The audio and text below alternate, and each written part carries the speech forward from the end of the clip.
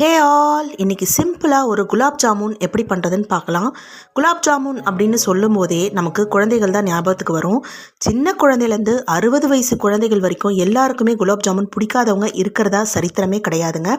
So இன்றைக்கி அந்த குழந்தைகளான தினத்தில் என்னோட எல்லா செல்ல குட்டீஸ்க்கும் குழந்தைகள் தின நல்வாழ்த்துக்கள்.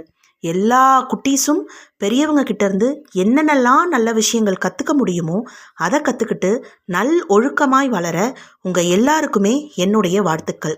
ஒரு வீட்டில் குழந்தை இல்லைன்னா அந்த வீடு வீடாகவே இருக்காதுங்க. அதே போல் ஒரு குழந்தை அழுவது, சிரிப்பது, நடப்பது, விளையாடுவதுன்னு இப்படி அழகழகான செய்கைகளை சொல்லிக்கிட்டே போகலாம். சரி, இன்றைக்கி விளாக்குள்ளே வருவோம். குலாப் ஜாமுன் இது என்ன பெரிய விஷயமா, குலாப் ஜாமுன் எல்லாம் நீ சொல்கிறியா அப்படின்னு நீங்கள் கேட்கலாம். பட் எல்லாருக்குமே எல்லாமே தெரிஞ்சிடாது. தெரியாதவங்களுக்காக, பிகினர்ஸ்க்காக மட்டுமே இந்த குலாப் ஜாமுன் விளாக்காக குட்டீஸ் கிட்ட குலாப் ஜாமுன் மாவு கொடுத்து எனக்கு பிசைஞ்சு கொடுங்க அப்படின்னு கேட்டேன். சூப்பராக பால்ஸ் அண்ட் ஓவல் ஷேப்பில் எனக்கு பிசைஞ்சி உருண்டையும் பிடிச்சி கொடுத்துட்டாங்க.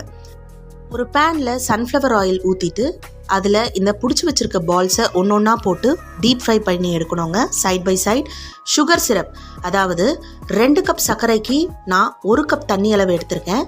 பாகு பதத்துக்கு வந்த உடனே அந்த சுகர் சிரப்பில் இந்த ஃப்ரை பண்ணி வச்சுருக்கிற குலாப் ஜாமுன் அண்ட் குங்குமப்பூ 1-2 நான் அந்த சுகர் சிரப் கொதிக்கும் போதே போட்டுட்டேங்க. சமையல் அப்படின்றது ஒரு கலை தாங்க. நம்ம சமைக்கும் போது நல்லா வரணும் அப்படின்ற எண்ணத்தோடைய பாசிட்டிவ் வைப்ரேஷனோட நம்ம சமைக்கும் போது நம்ம வீட்டில் இருக்க எல்லாருக்குமே அது சாப்பிடும்போது அந்த பாசிட்டிவ் வைப்ரேஷன் ஃபுட் மூலியமாக அவங்க உடலுக்கு போகும் அப்படின்றதுல எந்தவித சந்தேகமும் கிடையாதுங்க.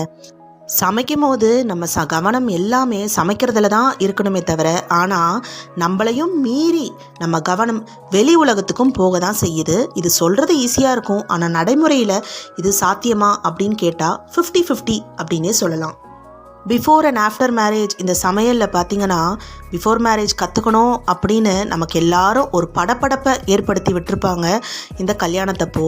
ஆனால் உண்மை என்னன்னு பார்த்தீங்கன்னா, ஆஃப்டர் மேரேஜ் தான் நம்ம நிறைய கற்றுக்குவோம்.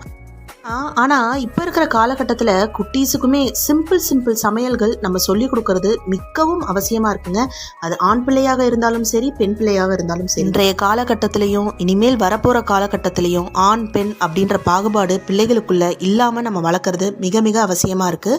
ஸோ ஆண் பிள்ளைகளுக்கும் கிச்சனில் போய் என்னென்னலாம் சமையலில் கற்றுக்கலாம், என்னென்னலாம் கிச்சனில் விஷயங்கள் இருக்குது அப்படின்றத தெரிஞ்சுக்கிறதும் கற்றுக்கிறதும் எந்த ஒரு தவறும் கிடையாது அப்படின்றது என்னுடைய பர்சனல் ஒப்பீனியன். ஹாப்பி ஃபாதர்ஸ் டேப்பா, ஹாப்பி மதர்ஸ் டேமா அப்படிங்கிற மாதிரி இன்றைக்கி நம்ம பிள்ளைகள் நம்மக்கிட்ட வந்து ஹாப்பி சில்ட்ரன்ஸ் டேமா அப்படின்னு சொல்லும் போது அந்த குழந்தைத்தனத்தில் இருக்கக்கூடிய குறும்புத்தனத்தை ரசிக்கும்படியாக இருக்குங்க.